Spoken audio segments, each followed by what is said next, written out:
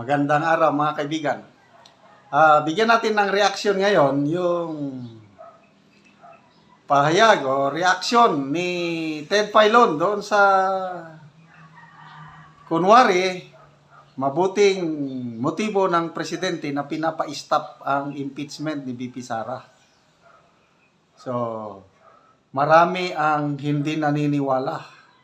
Isa na ito si Ted Filon. Sa kanyang programa, ayun, nagsalita siya. Ayun niya, mabubudulin. Okay, so ito, binigyan reaksyon ni Pinoy Views and Opinion. Iparinig ko sa inyo at dagdagan ko rin ng aking reaksyon. Budulin! Budol lang daw mga kababayan. Yan ang tingin nitong sina Ted Filon. Dito sa drama. Drama ni Ngagba. Tungkol daw sa di umano'y nag-leak na text message sa mga kababayan doon sa Congress na ang isa sa mga unang nagpalabas ay si Cartoon Yin na kanilang sabi, propagandista. Hindi po kumagat sila Ted Filon dito mga kababayan dahil anila mukhang budol na naman daw. Dahil kung naniniwala daw talaga sila sa separation of powers, bakit niya uutusan ang Kongreso? Ang purpose ang daw nito mga kababayan ay propaganda dahil dalawa lang ang kahahantungan niyan Kung matutuloy ang impeachment, ay hugas kamay si Ngagba. At kung hindi man matutuloy, may utang na loob pa sa kanya si VP Sara. Panoorin niyo po mga kababayan. Pero bago po yan, gusto pa lang natin pasalamatan mga kababayan itong napakabait nating viewer na si Madam Analiza Ibay. Thank you so much po, Madam. Narito po ang video. Pero mukha po naman, pwede mo naman sadyain yun para kung pumutok ang balita na pinipigil ko sila. As if, no, pinipigil. Kasi nga naman, para na sa ganun, total naman hindi ito pwede umusad. For now, mga kababayan, malabo na pong umusad this year. Baka next year. Maganda na, may utang na loob sila sa akin. Si Sara pa may utang na loob na mga kababayan. Mabubudulin. Mabubudulin. Ang dating. Ma. Okay. Yan. Mabubudulin. Talaga bang kung ikaw Pangulo ng Pilipinas, sinasabi mo na dapat iginagalang natin ang proseso at ang Kongreso sa kanilang kapangyarihan, ikaw pa mismo magmemensahe sa mga kongresista. Tapos didiktahan. Pero alam naman natin mga kababayan talagang kontrolado nila ang Congress dahil andyan si Tambaluslos. Naitigil nyo yan. Di ba? Hindi na niya kailangan mag-text mga kababayan sa mga leaders ng Congress. Dahil ang sabi marami daw, mga leaders sa mga kababayan, siguro mag-deputy o ganyan. Hindi, si Tambaluslos lang ang kailangan niyang tawagan. Hindi na nga niya kailangan tawagan. Papuntahin na lang niya doon para secure talaga ang kanilang usapan. Nagpahayag na ang Malacanang through Executive Secretary Lucas Bersamin.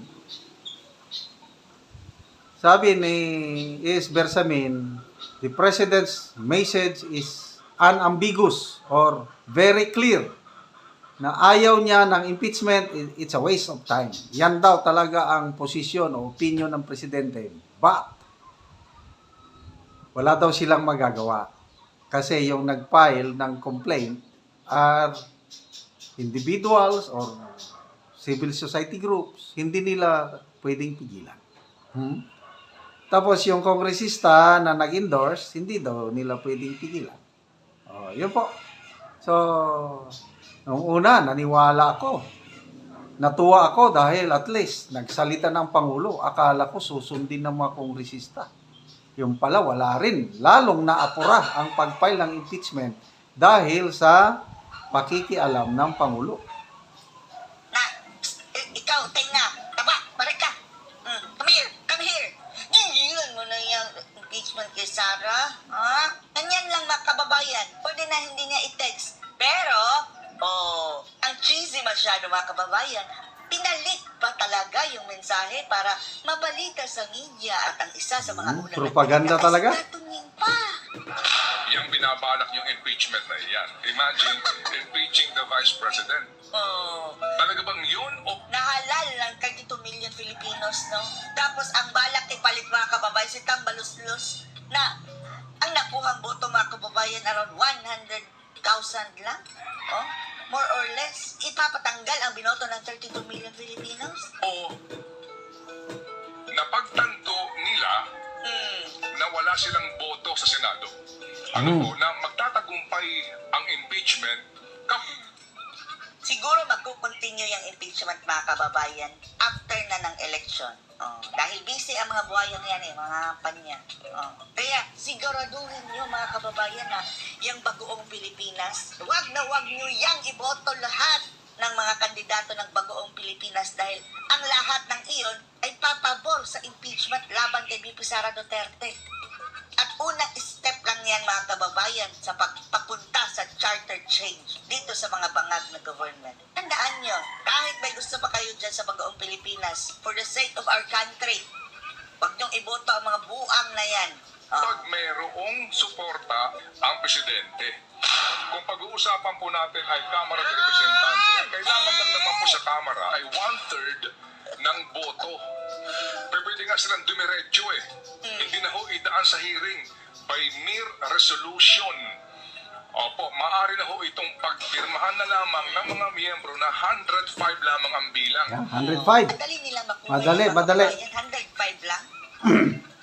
Pwede na pong agad na dumiretso sa Senado at maihain po yung articles of impeachment. Impeach na kumbaga ang Ganyan ka-akat si Tambalustos, mga kababayan. Tapos si Sara pa ngayon ang kanina pagbibintangan na akat na maging presidente. opisyal sa botong 105 lamang. Pero sa Senado, kailangan mo ng 2/3 vote. 16 votes para po sa conviction. Yan, dahil maraming aalis na mga Duterte supporter, mga kababayan, mga re-electionist. Kung hindi yan makakapasok at papapasok yung mga bagoong Pilipinas, kasama na sina Erwin Tulfo, sina Pacquiao, Ping Lacson, lahat mga kababayan, yung mga matataas ang ranking na posible talaga makapasok dyan, ay dadagdag yan sa bilang sa mga magpapa-impeach kay Sara Duterte. Mukhang mahihirapan sila. Yan ang realidad. Pero kung Sa ngayon, yung present setup sa Senado, mahihirapan sila. Maraming mag-a-abstain yung kakandidato, yung mga re-electionist.